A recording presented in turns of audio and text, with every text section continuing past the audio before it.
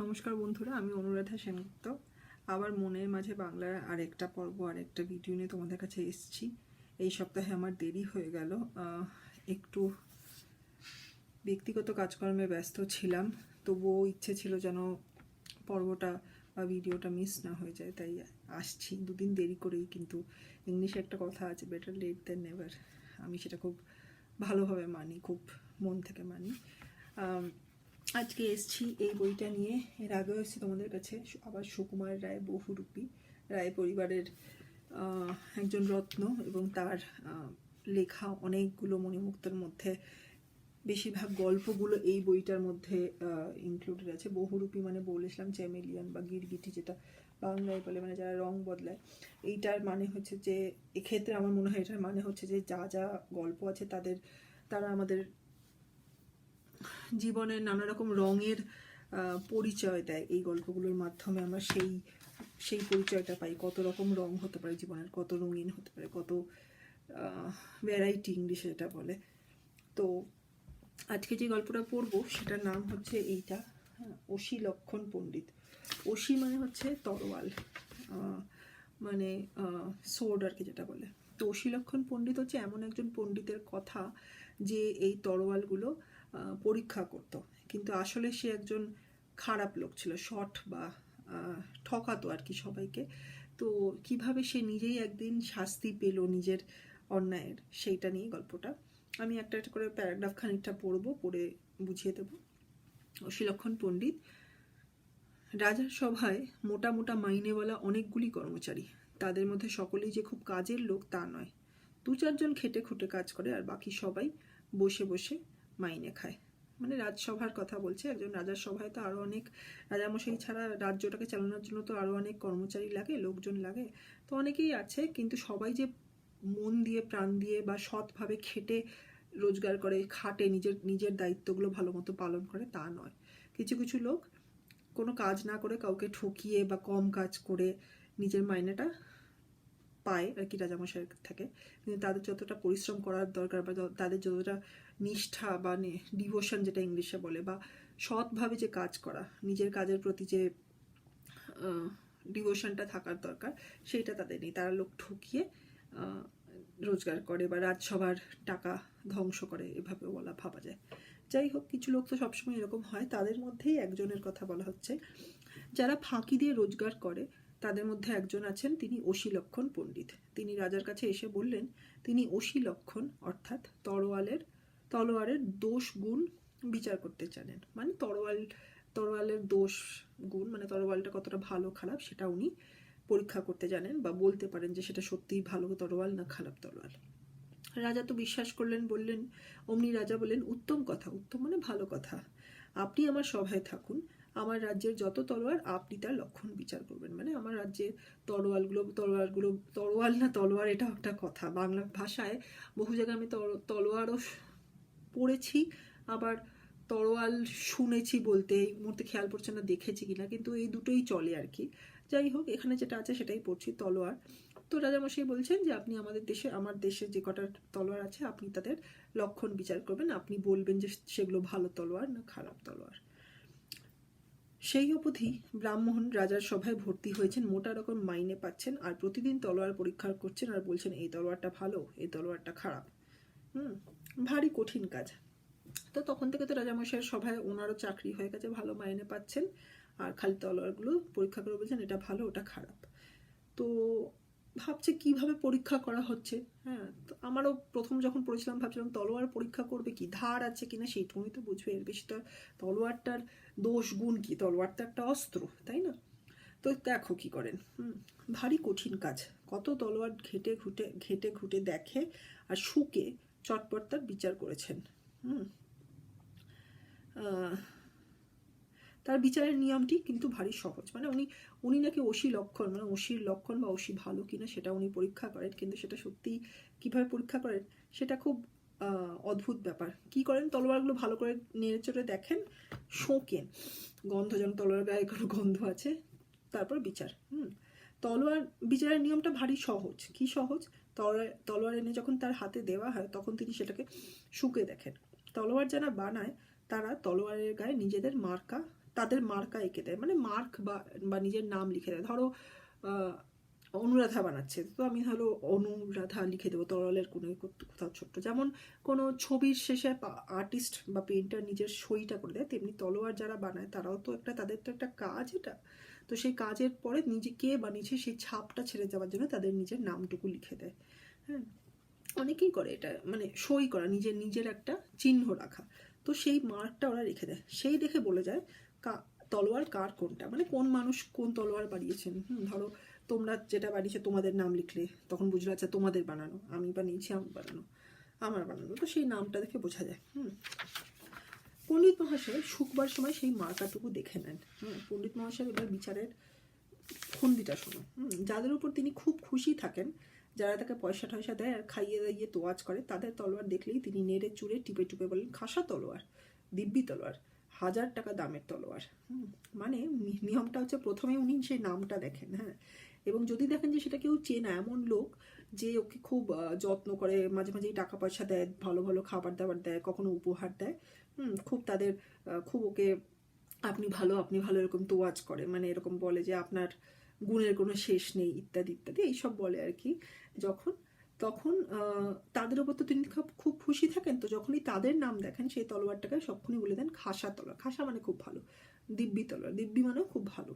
হ্যাঁ, মানে এগুলো পুরোনো দিনের মানে বাংলা ভাষার প্রচলিত কথা, খাসা, দিব্যি। হ্যাঁ, আজকাল চলতি কথায় বাংলা ভাষায় খুব ভালো বলতে বলি, যেমন আমরা ব্যাপক বা ফাটাফাটি। এখন তো খাসা কথাটা তো চলে না, কিন্তু তখন বলা হতো খাসা বা দিব্যি। 1000 টাকা দামের, 1000 টাকা মানে প্রচুর, মানে ওটা মানে এটাই সিগনিফাই করছে বা এটাই বোঝাচ্ছে যে খুব দামি তলোয়ার, মানে ভালো জাতের তলোয়ার। আর যাদের ওপর তিনি চটা, যারা তাকে ঘুষও দেয় না, খাতিরও করে না, তাদের তলোয়ার যতই ভালোই হোক না কেন, তার কাছে পার পাওয়ার জো নেই।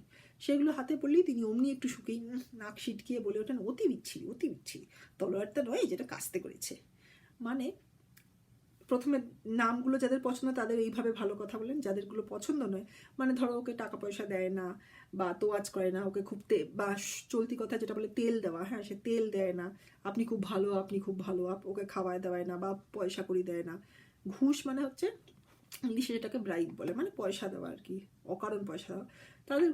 তাদেরগুলো কিন্তু কোনোভাবেই ওর কাছ থেকে মানে ভালো তকমাটা, ভালো মানে গ্রেডটা পায় না আর কি। মানে কেউ ওই তলোয়ারগুলোকে ভালো বলবে না, উনি বলবেন না। সে তলোয়ার ভীষণ ভালো জাতের হোক, ভীষণ শক্তপোক্ত হোক, ভীষণ ধারালো হোক, ভীষণ কাজের হোক, সঙ্গে সঙ্গে তলোয়ারটা নামটা দেখলেই উনি প্রথমে একটু নাক মানে শোকেন, হ্যাঁ, শুকেই নাক সিটকা, মানে খুব খারাপ একটা, ওটাই হচ্ছে ওনার মানে প্রাথমিক আর কি রিয়াকশান। তারপরে বলেন অতি বিচ্ছিরি, অতি খারাপ, তলোয়ার তো নয় যেন কাস্তে করছে, কাস্তে দিয়ে মাঠের ঘাস কাটে, মানে তলোয়ারের কাছে পিঠেও নয়, এটা অন্যরকম অস্ত্র যেন করেছে, এরকমভাবে উনি তলোয়ারগুলোকে মানে ক্যান্সেল করে দেন আর কি। এমনি করে কত ভালো কারিগর কত চমৎকার তলোয়ার বানিয়ে আনে, কিন্তু বিচারের গুণে তার 2 টাকাও দাম হয় না। তো উনি যখন খারাপ বলে দেন, সেই তলোয়ারটা তো আর বিক্রিও হয় না। হ্যাঁ, এমন বিচার করেন যে 2 টাকা দামে উনি বিক্রি করতে পারেন না। ভালো তলোয়ার, ভালো লোক যারা বানায়, মানে ভালো শিল্পী আর কি, যারা তলোয়ার বানায়, তাদেরও তো এটা তো তাদের কাজ। কেউ ভালো পারে, কেউ খারাপ পারে, কিন্তু যারা ভালো পারে তারা যদি ওকে না ঘুষ দিয়ে থাকে, তো এই বিচারের জন্য তার ফলে তাদের তলোয়ারগুলো বাতিল হয়ে যায়। হ্যাঁ, তাদের তলোয়ারগুলোকে ফেলে দিতে হয়, খুব ক্ষতি হয় আর কি। ওদের অনেক কষ্ট করে চেষ্টা করে তো ওরা বানায়, কিন্তু উনি শুধু নামটা ওনার পছন্দ নয়, ওনাকে ঘুষ দেওয়া হয় না বা পয়সা করে দেয় না, সেই জন্য উনি অন্যায় করে বাতিল করে দেন। তো এই যে বলছিল না প্রথমে যে না খেটে বা অন্যায়ভাবে আর কি টাকা রোজগার করে, তো এটা হচ্ছে অশীলক্ষণ পণ্ডিতের টাকা রোজগার করার অন্যায় মানে ফন্দি আর কি।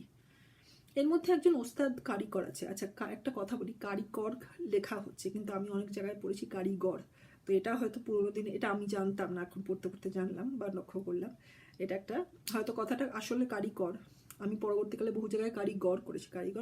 কারিগর মানে মেকানিক বা শিল্পী আর কি, যে আর কি কোনো একটা জিনিস তৈরি করে, ক্রিয়েটার বলতে পারো এক ধরনের।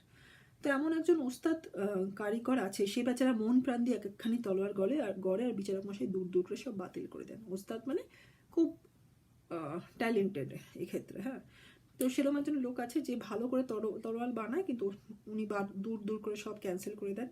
এইরকম হতে শেষটায় কারিগর গেল খেপে যাওয়া, মানে রেগে যাওয়া। একদিন সে করলো কি, একখানি তলোয়ার বানিয়ে তার গায়ে বেশ করে লঙ্কার গুঁড়ো মাখিয়ে অশীলক্ষণ পণ্ডিতের কাছে এনে হাজির করলো। তো পণ্ডিত তো চেনে ওকে, জানে যে এটা সেই লোকেরই তলোয়ার। আবার কি করে আনলি দেখি।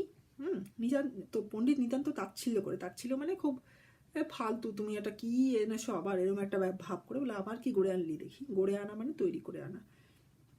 বলি যেমনি তাতে নাক শুকিয়ে, নাক থেকেই শুকতে গেছেন, অমনি লঙ্কার গুলো নাকে ঢুকে গেছে। নাকে ঢুকতেই হ্যাঁচ করে এক বিরাট হাঁচি, আর সেই সময় তলোয়ারের আগায় ঘ্যাঁচ করে নাক কেটে দুখান। মানে এইটা হচ্ছে ওনার শাস্তি পাওয়া গেল। হ্যাঁ, মানে যেমন কর্ম তেমনি ফল, মানে যেমন কাজ করবে তার তেমন মানে রেজাল্ট পাবে, বা তার সেরকমই ভালো, ভালো কাজ করলে ভালো ফল পাবে, খারাপ কাজ করলে খারাপ ফল পাবে। তো এই বুদ্ধিমান কারিগর অবশেষে ওকে একরকমভাবে শাস্তি দিল, লঙ্কা গুঁড়ো শুকিয়ে নাকটা কাটালো। হ্যাঁ, চারদিকে হইচই পড়ে গেল, জল আনো রে, কবিরাজ ডাক, কবিরাজ মানে ডাক্তারমশাই, হ্যাঁ ডাক্তারবাবু ডাকো রে, কবিরাজ ডাকো রে। ততক্ষণে তরোয়ালওয়ালা লম্বা লম্বা পা ফেলে তার বাড়ি পর্যন্ত পিঠ টান দিয়েছে। মানে তরোয়ালওয়ালা কিন্তু সেই চেঁচামেচির ফাঁকেই পালিয়ে গেছে। পিঠ টান দেওয়া মানে পালিয়ে যাওয়া, লম্বা লম্বা পা ফেলে মানে তাড়াতাড়ি করে হেঁটে বা দৌড়ে পালিয়ে গেছে। অশীলক্ষণ পণ্ডিতের মহা মুশকিল, একে তো নাক কাটার যন্ত্রণা, তার উপর সবাই বেরোলে সবাই খ্যাপায়, নাক কাটা পণ্ডিত, নাক কাটা পণ্ডিত এই বলে খ্যাপায়। হ্যাঁ, ব্যথাও হচ্ছে, এদিকে খ্যাপানিও শুনতে হচ্ছে। বেচারার এখন মুখ দেখানোই দায়, সে সভায়ও যেতে পারে না, চাকরিও করতে পারে না।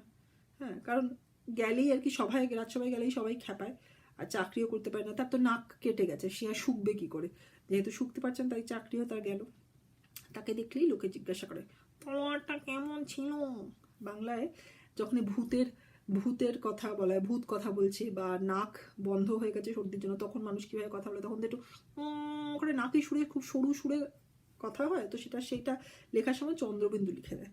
তো ওকে দেখলেই এখন লোকজন ঠেকিয়ে কিরম বলে, ঠকিয়ে কিরম, মানে ওকে মানে খেপিয়ে কিরমভাবে বলে তোমারটা কেমন ছিল। মানে এটা হয়তো আর তারা বেশি করতো, অন্যান্য কারিগর যাদেরও উনি একই রকমভাবে অন্যায়ভাবে বাতিল করে দিতেন তাদের কষ্ট করে তৈরি করা তলোয়ারগুলো। তো তারা এখন ওকে দেখলে এরকম করে তোমারটা কেমন ছিল, মানে যে বুঝেছো, মজা বুঝেছো তো এবার তুমি তোমার অন্যায়ের। তো এইখানে গল্পটা শেষ হচ্ছে। আমি আবার প্রতিবার মতো একটু ছোট্ট করে ইংলিশে বলে দিই, আশা করি খারাপ লাগবে না, তোমাদের ভালোই লাগবে। So let me start by saying that this is again from the book Bohurupi and by Sukumar Roy. Firstly, I would like to apologize for a couple of days delay. I was busy in some particular personal work, and that has kept me busy. That had kept me busy. That's why I could not come on the specified day. But I did not want to miss a week, because my love for the language Bengali does not let me stop. I'm trying as much as possible on my part. So again, I'm back with Bohurupi, the book by Sukumar Roy, another gem of the Rai family in Bengal. And of course, he's written the book Abul Tabul, which has amazing poems, but this book also contains several amazing stories. And the name of the book is Bohurupi, which means chameleon, someone who can change a lot of colors. And I feel that this is basically to represent the different colors or different flavors of life, the varied flavors of life. That is how I relate the name of this book. And this is about this story today is about a particular person who gets his due because of his misdeeds. So the name of the story is Oshi Lakhon Pandit. Oshi is sword, Lakhon is category, or category you can say, and Pandit is someone who's an expert. So this person is supposed to be an expert about the category of swords and how he what happens to him basically. So it says that there is a king, and in his courtyard there are many of his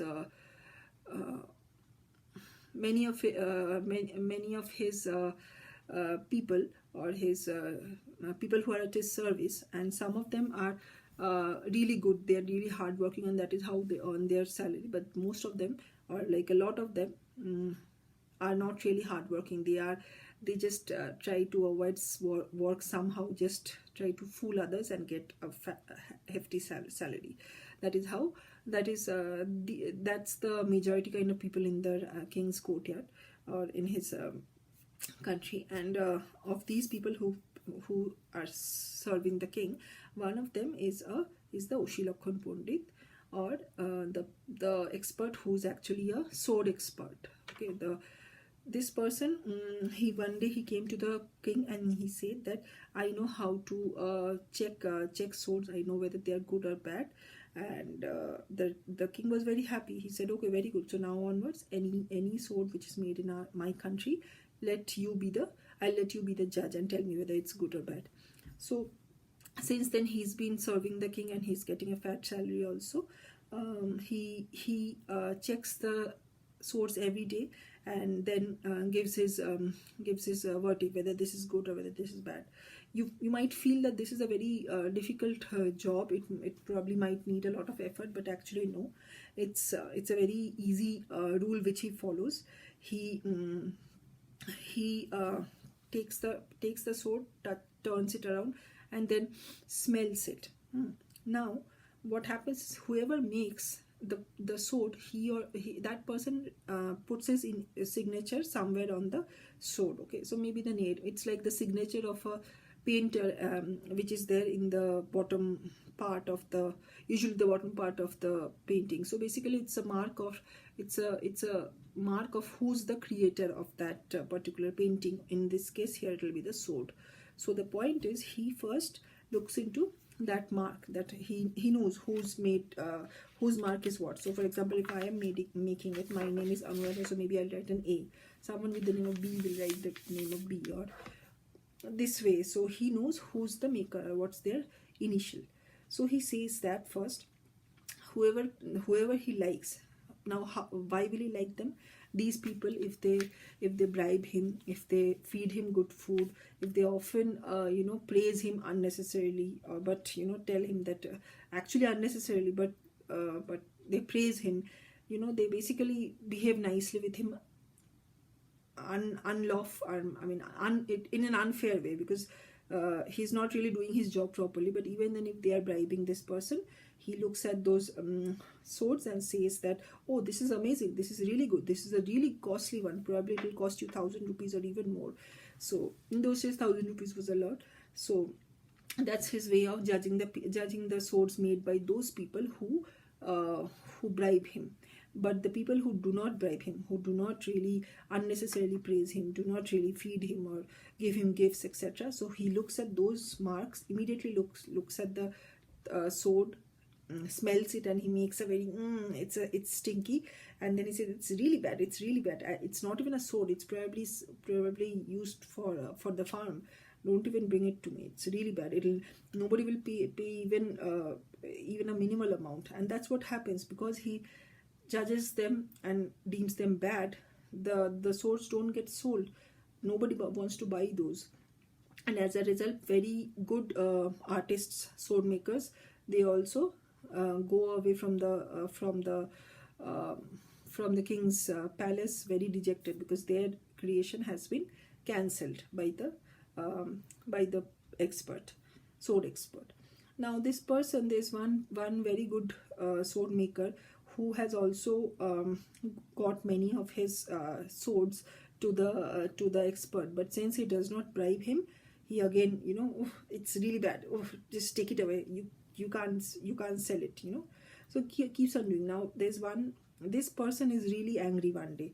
There's one sword maker who's like, I keep on making things, but he keep on making it with such effort, and there's really good quality, but I don't know why he rejects them and keeps on rejecting them. But now I have to teach him a lesson. So what he does is, he makes a very good sword and he smears it with a lot of chili powder, right? And when he brings it, and immediately looking at him, the expert is like, oh, you've come again, what have you made? Once again you've made something, let me see, come on. And he gets it near his nose and he tries to smell it, and immediately the chili powder goes inside his nose, and he's like and he could not control his sneeze. He goes for a big sneeze, and as a result his nose falls on the sword which was in his hand, and he has his nose slashed. And everybody was like, oh my god, the expert is in a danger, someone get water, someone get the doctor. But in between all this chaos, the sword maker, he actually flees, because he knows that he cannot stay there, it's dangerous for him. But as a result, what happens is, this sword expert falls in he faces the wrath now, because he's not only does he suffer from the pain of the cut or the slashed nose, Now everybody even taunts him that, oh, he's the person, he's the expert with slashed nose, oh, he's the slashed nose expert. So now he's like really ashamed to even go out. He cannot go to the king's court also, and he's even lost his job because the way he would check swords was by smelling them. Since his nose is damaged, he cannot do that. So he's in a really bad soup. He suffers, and whenever someone looks at him, whenever if he goes out, someone they ask with a very very shrill noise, the noise which is supposed to be that of someone whose nose isn't working or ghost. So they are like, how was the sword? So that is how they taunt him. So this is how this story ends, and it just says that, you know, you can't keep on, I feel it says that you can't keep on cheating people, you can't keep being on the wrong path. Someday you will get your due, so you will obviously be penalized for your misdeeds. So that's how this story ends. So this is the photo of the expert who tries to smell and then rejects or accepts a particular sword as per his wishes, not on the basis of merit but on the basis of who gives him bribe or who doesn't. So this is how the story ends. So এইখানেই গল্পটা শেষ হচ্ছে। এই যে পণ্ডিত মশাই ঠিকই নিজের অন্যায়ের শাস্তি পেলেন একদিন, কারণ তাই হয়, যেমন কর্ম তেমনি ফল, ভগবান ঠিকই আমার মতে ঠিকই ফেরত পায় নিজের অন্যায়ের ফল। তো যদি সে সৎভাবে নিজের কাজটা করতো, সে নিশ্চয়ই পুরস্কৃত হতো, কোনো না কোনোভাবে সে নিশ্চয়ই ফল পেত, ভালো ফল পেত। এবং যেহেতু সে করেনি, তাই সে তার কাজ, যেমন কাজ খারাপ কাজ, তার খারাপ ফল সেটাই পেয়েছে। খুব মিষ্টি করে ছোট্ট করে একটা মানে বুদ্ধি লাগানোর আর কি গল্প আর কি। হ্যাঁ, মানে সেইভাবেই আর কি উনি বলছেন যে সহজভাবে ভাবলে সমাধান কিন্তু করা যায়। এই যে তরোয়াল যে বানায়, সে তো শক্তিশালীও নয়, তার সেনাও নেই, তার কোনো গুন্ডাও নেই, সে খালি নিজের বুদ্ধিটুকু লাগিয়ে এই দুষ্টু পণ্ডিতকে ঠিকই শায়েস্তা করলো। তো আশা করি তোমাদের গল্পটা ভালো লেগেছে। আমি আশা করি পরের সপ্তাহে দেরি হবে না, চেষ্টা করব যত তাড়াতাড়ি পারি একটা ভালো গল্প আবার বা কবিতা নিয়ে আসতে তোমাদের কাছে। শীত পড়ে যাচ্ছে এখানে বেশ ভালোই, আমি যেখানে আছি সেখানে টুকটাক বরফও পড়ে যাচ্ছে। প্রকৃতির মানে বলে না, হিন্দিতে একটা কথা, মানে হিন্দিতে না মানে বাংলাতে বলে, আমি রূপ বদলাচ্ছে। মানে কিছুদিন আগে চারপাশে সব গাছপালা ভরা ছিল, এখন সব শুকিয়ে গেছে, পাতা ঝরে গেছে। হ্যাঁ, আর খরগোশ এখানে আশেপাশে অনেক দেখা যায়, সে খরগোশগুলো রং বদলে দেয়। মানে আগে ছাই রঙের ছিল, মানে গ্রে আর কি, এখন সাদা বরফের রঙ, যাতে মানে মিশে যায় আর কি। তো এইরকম আর কি বদল হচ্ছে, কিন্তু সাথে সাথে এই গল্পগুলো, এই কবিতাগুলো নিয়ে আমি তোমাদের কাছে আসতে চাইছি, কারণ এটা আমি চাই যেন কনস্ট্যান্ট থাকুক। এই রুটিনটায় বা এই রুটিনটায় যেন কোনো মানে বদল না হয়। আমি তোমাদের কাছে যেন বাংলা ভাষার কিছু না কিছু মণিমুক্ত নিয়ে প্রতি সপ্তাহে আসতে পারি, এটাই চাই তোমরা পড়ো, চাই তোমরা শোনো। যদি বাংলায় কোনো না কোনো দিন নিজেরা পড়তে চাও, কোনো কিছু নিজেরা চাও যে আমি শোনাই, সেটাও জানিও, নিশ্চয়ই চেষ্টা করবো, আমার কাছে থাকলে তো নিশ্চয়ই চেষ্টা করব। আর যা বলি শেষে, like, share, subscribe, comment. Bangla ভাষাকে আরও ভালোবাসো, এগিয়ে যেও, আর সবাই ভালো থেকো। টাটা।